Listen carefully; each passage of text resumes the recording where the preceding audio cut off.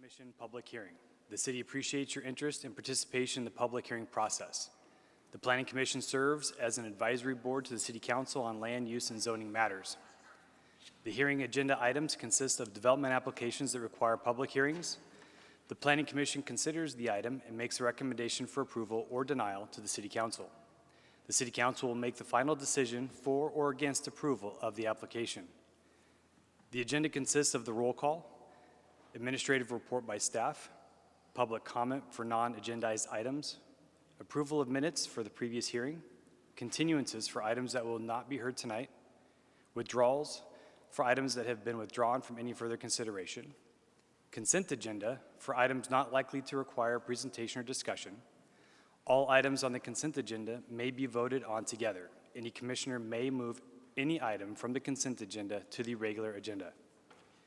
Regular agenda is where each item includes a presentation and recommendation by staff, a presentation by the applicant, and public comments. The applicant will then have an opportunity to respond to the public comments. The Planning Commission will deliberate on the case and cast their votes. Non-action items are for discussion only items. No vote will be cast by the Planning Commission.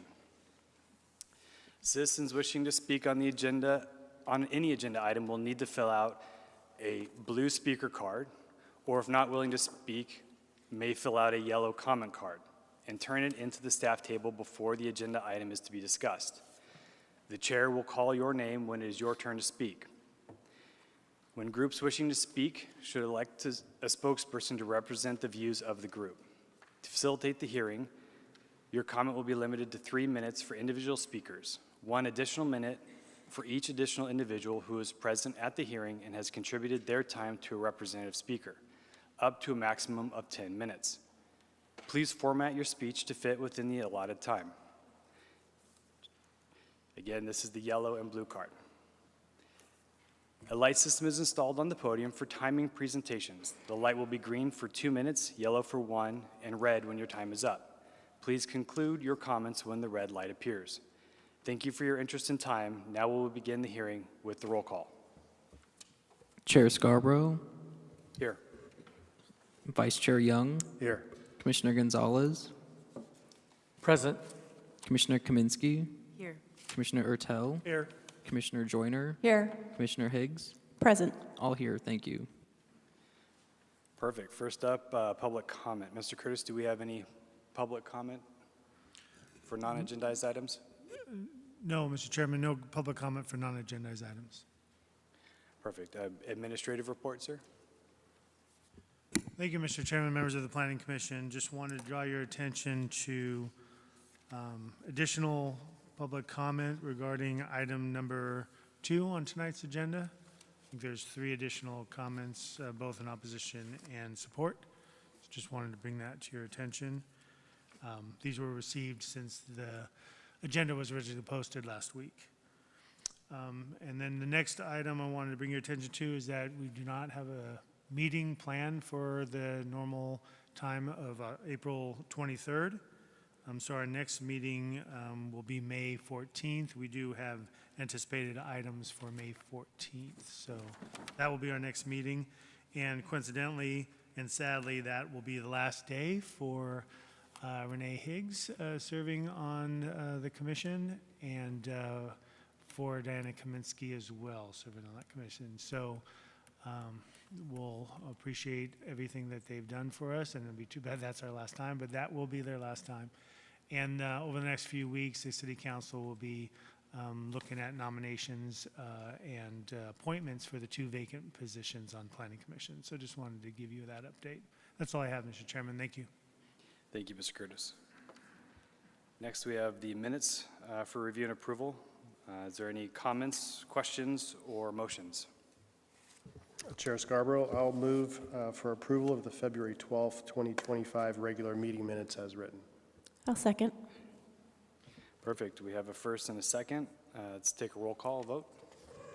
Chair Scarborough. Yes. Vice Chair Young. Yes. Commissioner Gonzalez. Yes. Commissioner Kaminsky. Yes. Commissioner Ertel. Yes. Commissioner Joyner. Yes. Commissioner Higgs. Yes. Motion passes. Thank you. Perfect. Thank you. Next on the agenda is the consent agenda. We have a commissioner who would like to pull item number 2. So we'll pull that from consent agenda and go to regular. And then we have a commissioner who would like a brief presentation on number 3 prior to a consent agenda vote. And then I believe we also have a commissioner recusing themselves for item number 3 as well. So we're going to go ahead and have that brief presentation on 3 and ask Commissioner Higgs to the break room. Step away from the dais while we hear the brief presentation for number 3, 10 UP 2024, Orangedale, Arizona.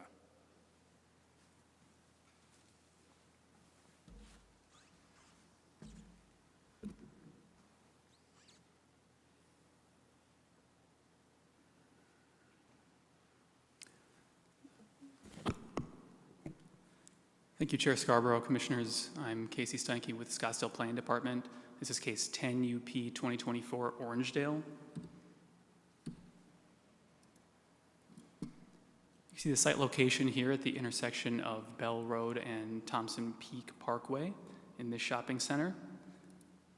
And then a little closer up, it's on the southern, one of the 2 southern buildings on this site. Outlined in yellow here, they do have a small patio as well. And the site is zoned Planned Community Center ESL. The action requested for the commission is a recommendation of approval for a resolution for a new bar conditional use permit at this location. Here's some of the site data. This is the former Whining Pig site, which was technically a retail establishment, though it did have a Series 7 beer and wine license, so they were previously serving liquor or alcohol at this location. The proposed use is a formal bar as we define it, which has a Series 6 liquor license. It is about a 1,500 square foot suite. They do have 170 roughly square foot patio to the west of that. And because the shopping center is so large, although there's an increased requirement for parking, the site has ample parking on it. Here's a look at the site plan for the whole shopping center outlined in red. If you can see it at the bottom is this, the suite in question. And my apologies, I couldn't get a floor plan here that had both these on there, so there's kind of 2 of them. The western one shows more of the interior space. You can see the back of house stuff crammed at the top there, and then the bar is kind of a long linear kind of layout, and then on the picture to the right focuses on the patio to the west of that outside.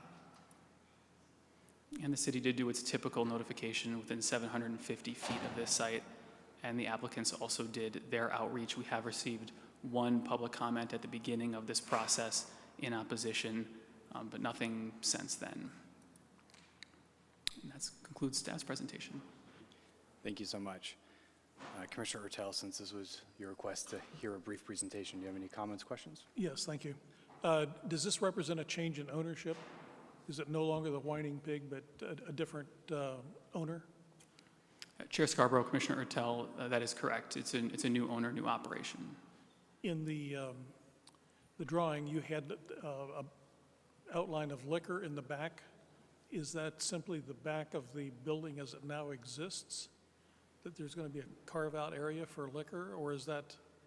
I don't see how it could extend the building back or the patio back. I mean, is there any change to the pad itself?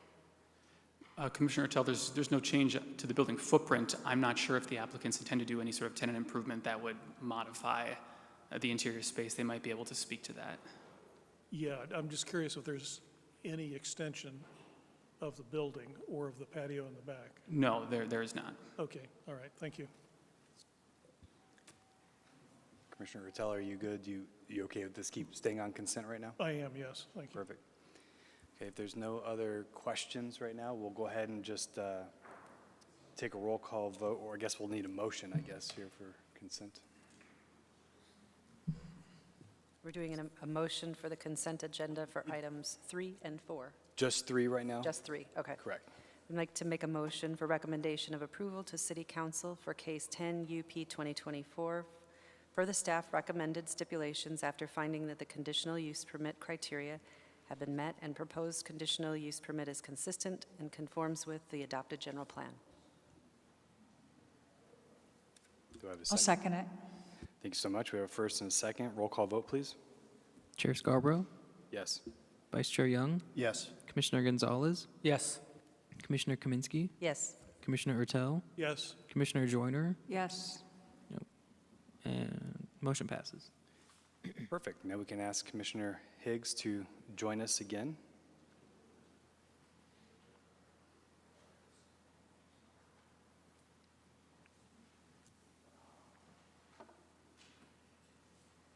Welcome back. Okay, staying on consent agenda, we have one item left. That's number 4. Are there any questions, comments, or motions?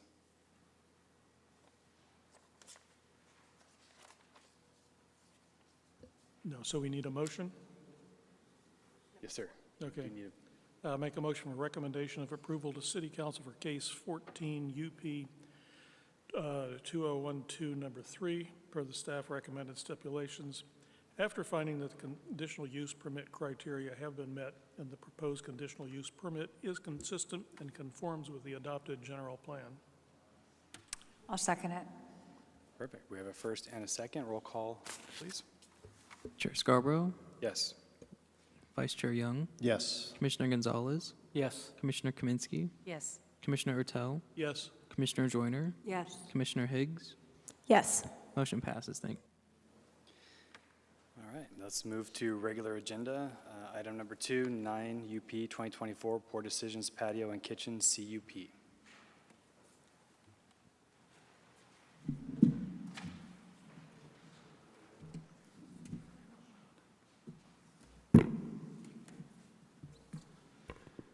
Thank you again, Chair Scarborough and Commissioners. Again, Casey Steinke, Scottsdale Planning. This is case 9 UP 2024, Poor Decisions. And this site is in the 5th Avenue district of Old Town, just north of Indian School on Craftsman Court. And you can see outlined in yellow here the site sandwiched between Craftsman Court and the 5th Avenue parking garage. And the zoning for this site is downtown with the downtown overlay. The request by the applicants is to recommend an approval or a recommendation to council for approval of resolution 13349 for a bar conditional use permit at this location. And here again are some of the site and project details. So the existing use here is a restaurant. Though there's a long history over the years and decades of this site, it's been a number of things, and incidentally, it has been a bar in the past. However, that occurred prior to us requiring conditional use permits for bars. Around 2020, they became a restaurant operation and kind of lost that grandfather status. And now as they try and go back to being a bar, they have to go through this process to get the conditional use permit. There's no kind of architectural changes or site changes necessarily proposed with this. It's just an existing 2-story building. The site is actually 2 parcels. On the western part, or the northern parcel rather, you have that 2-story building. First floor is the main traditional bar interior space. Second floor is essentially patio, and then the parcel adjacent to it is essentially entirely outdoor patio space. The total gross floor area, which is kind of the interior space, is about 2,300 square feet, and I apologize, in the report, I think I accidentally doubled that to 4,700, but there's not actually that much interior space. There is a significant patio, the second floor of the building and the entire southern parcel at about 5,300 square feet. Now, the increase in the intensity of the use, so to speak, does necessitate additional parking, and in this particular case, going from a restaurant to a bar would require 24 additional parking spaces. The applicants are proposing to do that via remote parking right across the street to the west. All 26 spaces would be essentially on one site or one combination of parcels. Here's a look at the site plan. You can see kind of the 2 parcels there. On the west half of the project site, that large gray box is the footprint of the building. And then on the right half of it, you can see the white area is pretty much all that open patio space. I'll kind of go through the floor plan quickly. I think the applicant presentation has a better visual than mine, but if you try and visualize this, the top half of this is the interior bar space. The bottom half of this image is that first floor patio. And as I superimpose the second floor on here, you can see the second floor patio space again, with that southern half being the first floor patio. Again, the city did its typical public outreach within 750 feet, as did the applicants. The applicants also opted to do an open house at the beginning of this project. Staff has received several public comments, some in support and some in opposition. And that concludes the staff presentation. We also have Hume Edsel and affiliates for the applicants as well. Thank you, Mr. Stenke. Are there any commissioners that have questions for staff? Okay, Mr. Ertel, if you'd go first. Commissioner Ertel? Yes, sir, Mr. Stanky. We got these, the commissioners got these emails just today, two of them. One of them speaks to problems in the area, placed dozens of calls to police non-emergency number, screenshots of decibel levels exceeding city ordinance. That's one of them. The other email talks about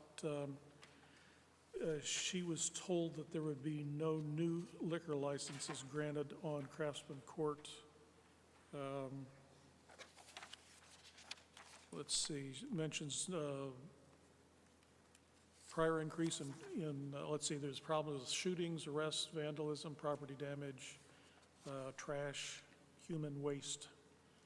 Not enough city resources to patrol the area, playing music so loud that we cannot keep our doors open. Can you speak to those issues?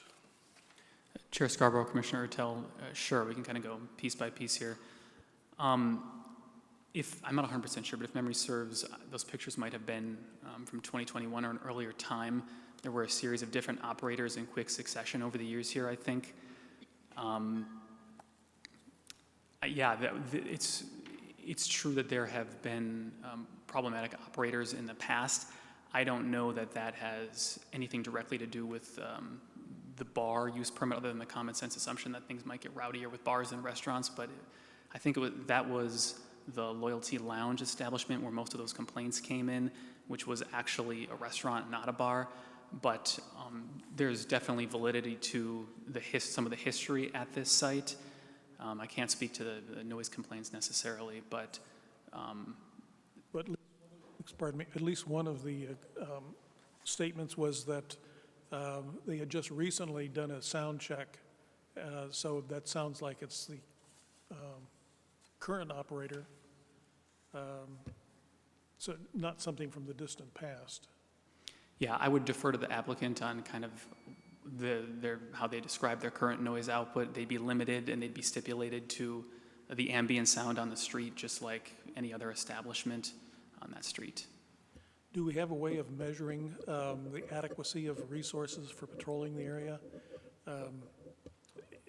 Is it just I didn't get the attention that I wanted, or is it that there is actually a shortage of patrol coverage for that area? Do we have any way to measure that or to know about that?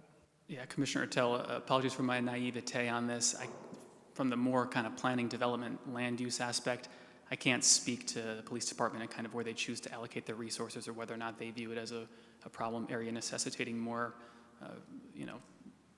eyes on that street. I'm not quite sure. Thank you.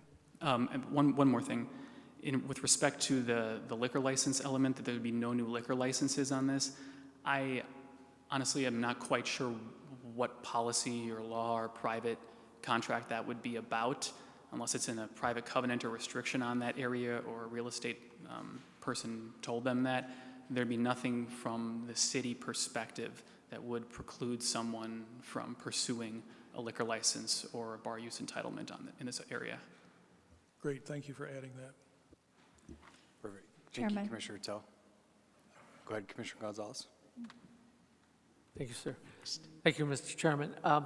My question is strictly not whether the application is correct or not. I think that's already been determined. a little bit in that, how they brought this forward. My question is strictly on parking. The additional parking is proposed, can you tell me a little bit more how how that kind of terms and agreement works as far as the city is concerned? Sure. Chair Scarborough, Commissioner Gonzalez. So with remote parking, we have, the two entities will sign a term of no less than 5 years, an agreement, and if they want to modify that or they want to end it, they have to give us, I think, 60 days notice or something to that effect. It's really just a mechanism to allow, understanding that there are restrictions, functionally speaking, pragmatically, with parking in downtown. If you can find a site within 600 feet radius of a subject site, you can use that parking if it's not already earmarked for something else. In this particular case, we're doing what we call evening use credits, which is after the business closes at 5 or 6 and the spaces are no longer being used for that, we might as well repurpose them for functional parking. Okay, so am I to interpret that the additional parking spaces that have been provided, are they on private land, city land, easement? Where is it at exactly? Commissioner Gonzalez, I didn't get a visual for this, perhaps the applicants do, but it's on private property. The business owner across the street to the west has agreed to it, so it's all on private property. And is this agreement, is this a recorded agreement, or is it just a bilateral agreement, or how is it secured? Commissioner Gonzalez, it's recorded at the county. We do record the agreement. Okay. Well, I should say, we record in assurance that they have an agreement. The city isn't technically a party to the private agreement itself, but we do record our assurance that they have an agreement. Okay, is that with another private vendor then? Is where they're getting the extra parking spaces? Commissioner Gonzalez, I'll partially defer to the applicant to get into the details on that, but I don't think it's a private vendor. It's my understanding, and I can be corrected, that they've just spoken and have a relationship with that owner, and he's supportive of this, so he's offering those spots up. Okay, I'll wait for the applicant to make a presentation then. Thank you. Thank you, Commissioner Gonzalez. Commissioner Joyner? Thank you. Did I misunderstand you, or did I hear you correctly? Did you say that these pictures were not current? They're from some time ago? Commissioner Joyner, that was my recollection. I only looked at this briefly today. It just came in today, so I'm not actually 100% sure. I don't have it in front Because of me. I doubt seriously this bar sells bottles of cupcake wine. So, okay, I'll talk to the applicant when they come up. I couldn't remember if I heard you say that or not, but thank you. Perfect. Any other commissioners with questions for staff right now? Okay, thank you, Mr. Stanky. Applicant?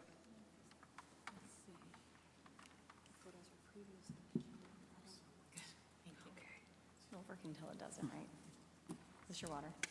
No bar sells that. It's $7.99. I'll remember to lower the microphone this time. Commissioner Higgs. For the record, my name is Lauren Proper Potter, P.O. Box 1833, Tempe, Arizona, 85280. I'm obviously here tonight on behalf of Poor Decisions and the request for this conditional use permit here.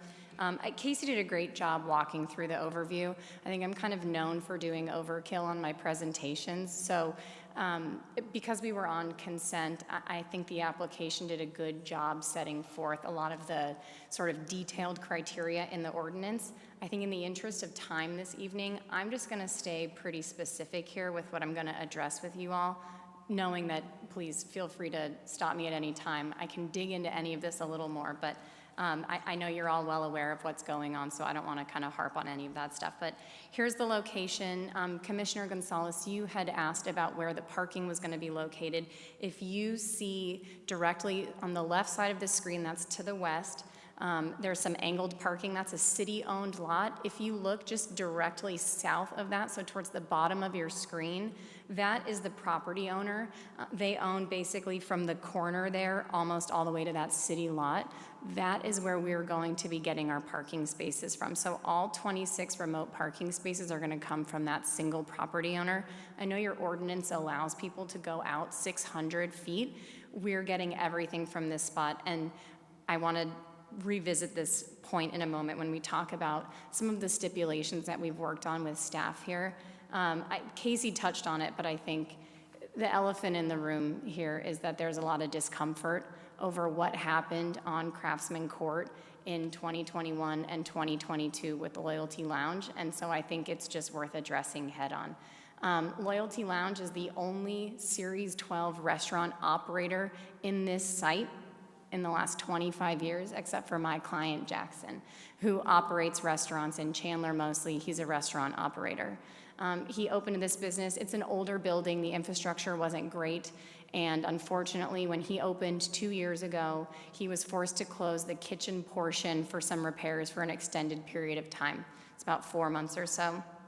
Why that matters is because right now we have an issue with the state, and that's the nature of why we're here today. The business did not meet the required food and liquor sales split in order to operate as a restaurant, and that's why we're here today asking for the CUP to operate with a Series 6 liquor license. But there's really no proposed change to the operation. So what you see today is what will remain, and Jackson has actually recently opened. He's expanded his hours to include the lunch hour, and that's up, again, I'll get to that in a minute.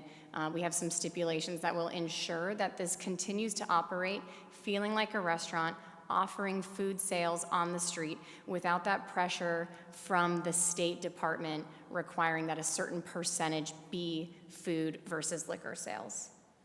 So these are the stipulations, and your staff is great.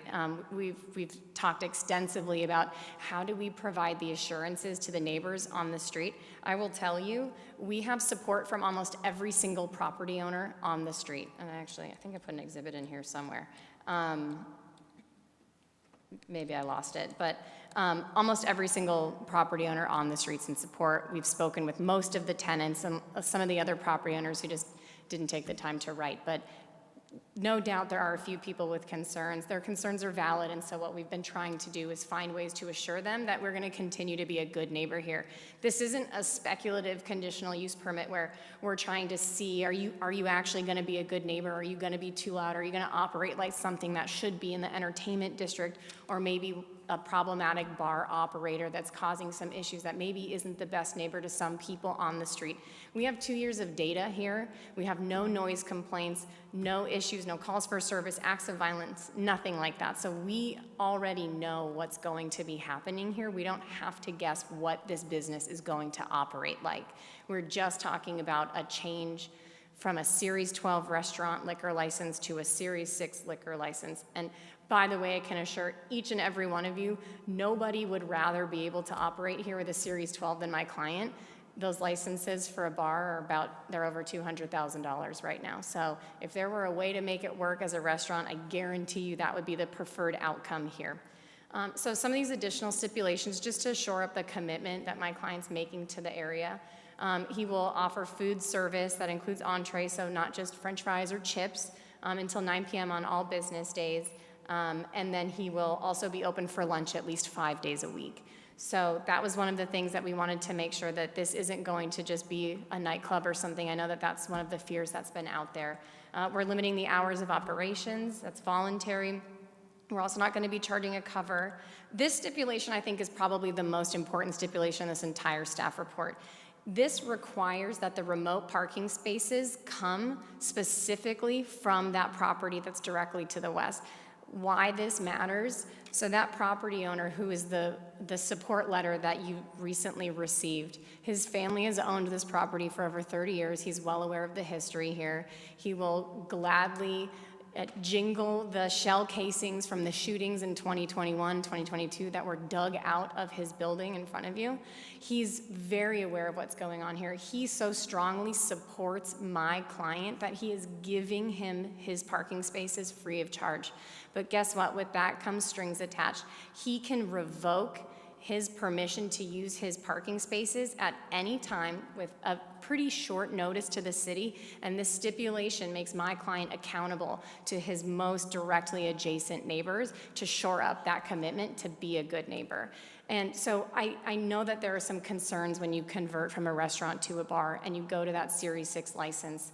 The conditional use permit process is the best way to regulate your businesses downtown because you get teeth for these businesses that you don't normally have. Loyalty Lounge operated with a Series 12, no teeth. It took way too long to get them out of that spot. It just took too long, and I understand why there is some lingering concern from the neighborhood about what occurred.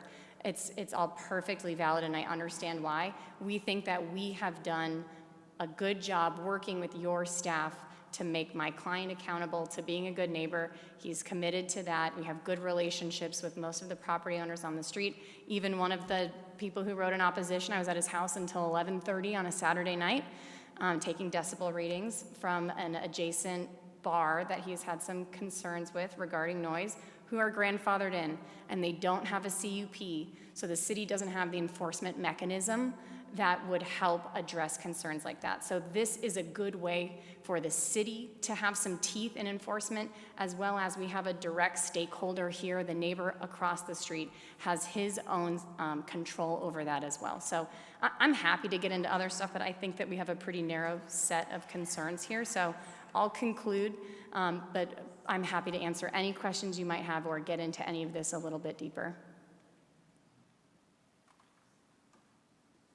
Thank you very much. Do we have any questions from commissioners? Commissioner Gonzalez, go ahead.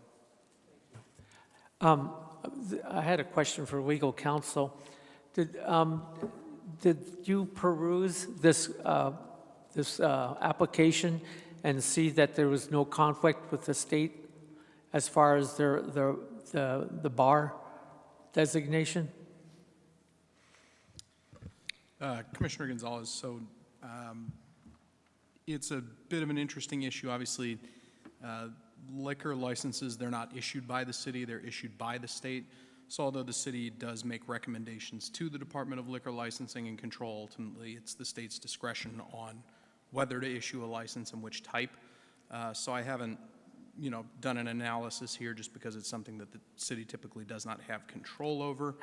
It's typically only relevant to whether or not the applicant needs to have a conditional use permit. So unfortunately, no, I haven't done a deep dive to determine whether or not they've complied with the state's rules. Is there a possibility that the city could be in conflict with the state on this? I don't believe so, because ultimately the state sort of dictates and the city follows in this instance. If the city, if the applicant were to receive a Series 12 license, then the CUP would not be required. But here, obviously, if they've changed that to a Series 6, then the city follows suit and says, okay, now you need a conditional use permit in order to operate a bar here. Very good, thank you. Thank you, Commissioner Gonzalez. Real quick, Commissioner Ertel first, then Commissioner Kaminsky. What is the business of the Fanatel properties, what business is operating at 4160 North Craftsman Court? Commissioner Intel, a number of different kind of funky businesses, some of which I've gone to. They have a teeth whitening place, which I've totally been to. They also have an IV facility that has kind of limited hours, and I believe Joe, who wrote in support, also offices there as well, and there might be one other attorney who has an office there as well. Okay, thank you. Thank you, Commissioner Ertel. Commissioner Kaminsky? Yeah, I have a couple questions. One may be more for staff with regard to the noise complaints from the other bar or restaurant in the area. There is a noise ordinance regardless of having a CUP that would be enforceable, is that right? Chair Scarborough, Commissioner Kaminsky, the city does have a noise ordinance, but its strength is in protecting residential zoning districts, not mixed-use zoning districts. And so the city's looking at doing an update to the noise ordinance, just hasn't been put together quite yet.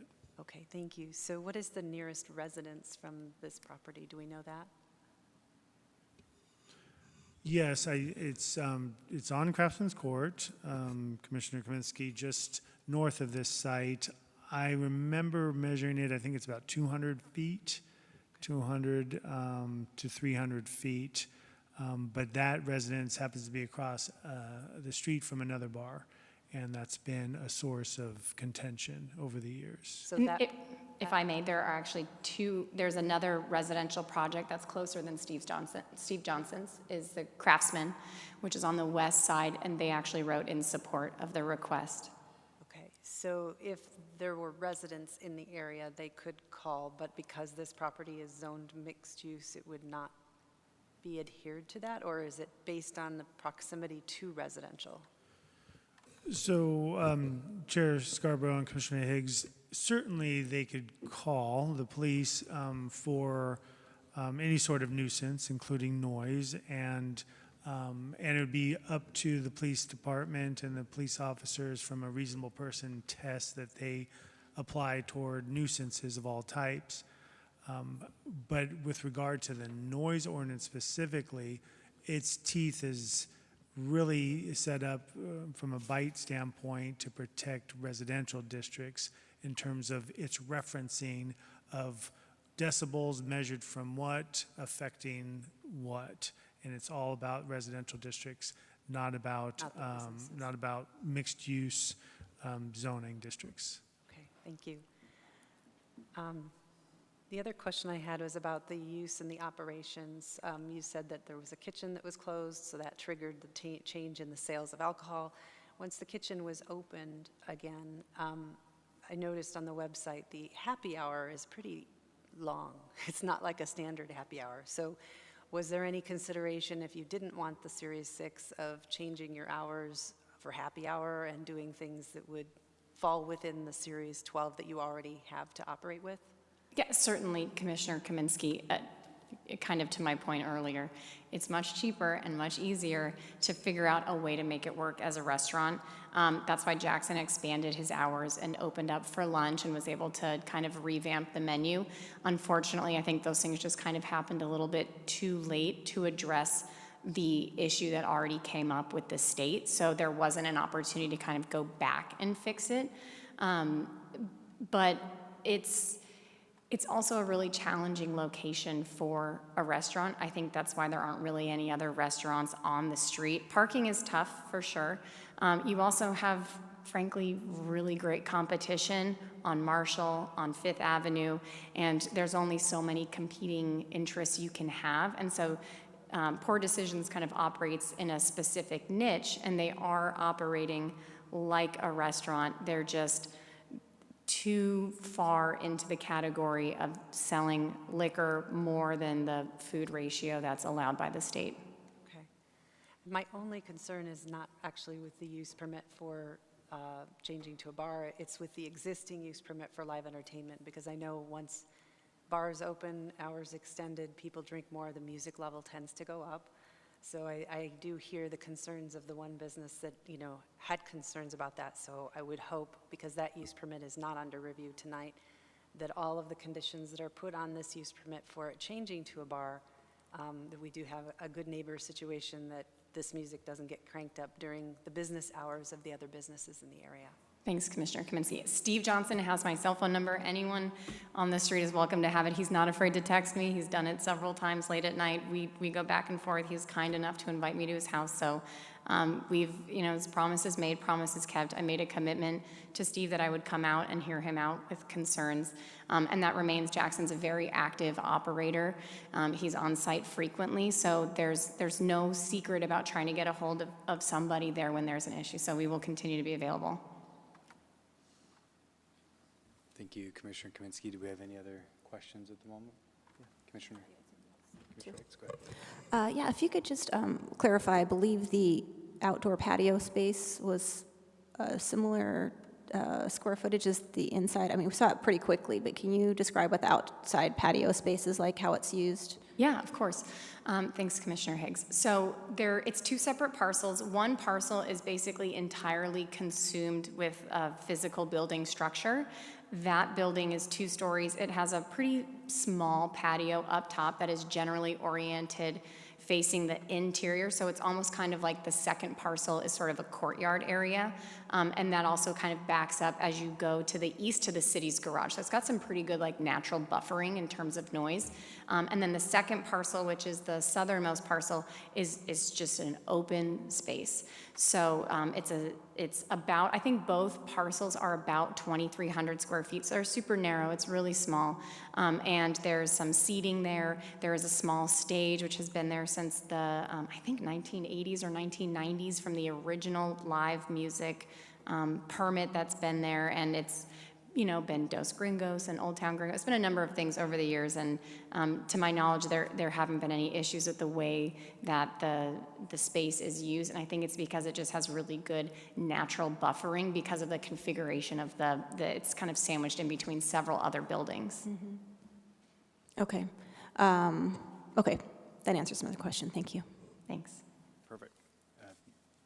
Commissioner Ortel, do you have another question? I don't have a question, I have a suggestion. It's none of my business, but I think we've got two very interested neighbors in here, and I know they've had the opportunity to fill out a card, but just maybe, since they are interested, do you have any interest in speaking? They would need to fill out a card, so if they would like to do Yes, that, they need yes. to get Mr. McWilliams and make that happen. And I know they should have turned it in by now if they're going to, but what the hey, Well, they're here, they're interested. I've got a couple questions, so should they have the opportunity? Perfect, perfect, thank you. Thank you. Ms. Proper Potter, two questions for you. One is, how are you defining summer and winter off-peak season hours? How are you defining those two off-peak seasons? Chair Scarborough, that's a great question. It's open. We could define it more. We could put months in there if it would make the commission more comfortable to get specific. I would tend to think that summer off-peak starts in June, and the winter off-peak probably starts it's like December to February, so it's not 6 months, you know, it'd be a couple months in the winter. Obviously, summer feels like it drags on longer and longer every year. It would probably be like June through September. But happy to get more specific with those months if that's the commission's desire. I just don't want it to turn into the summers that are off-peak are considered longer and longer each year, and this morphs itself into what we didn't expect it to be, if that makes sense. The last question for you is, should the parking agreement you have be revoked by your neighbor? What's the remedy for your client? Chair Scarborough, the remedy, as I understand it through the conversations with staff, would be that we would either need to find a satisfactory solution to the director and the zoning administrator, or my client would be out of compliance with the CUP and he would not be able to operate anymore. So it's a pretty strong incentive to maintain a good relationship with the neighborhood. Chair Scarborough, members of the commission, there's another option. The applicant could always pursue an in lieu parking agreement with city council and pay for some in lieu spaces that go into a fund for either additional parking or maintenance of public parking downtown. Thank you so much, Mr. Curtis. Those are my two questions. We'll just do one more time. Anybody else have any additional questions? Great. Thank you, Ms. Proctor. Thank you all very much. Perfect. Do we have any cards for speaking? None? Okay. Then I'll open it up for questions, comments, or motions from the commission.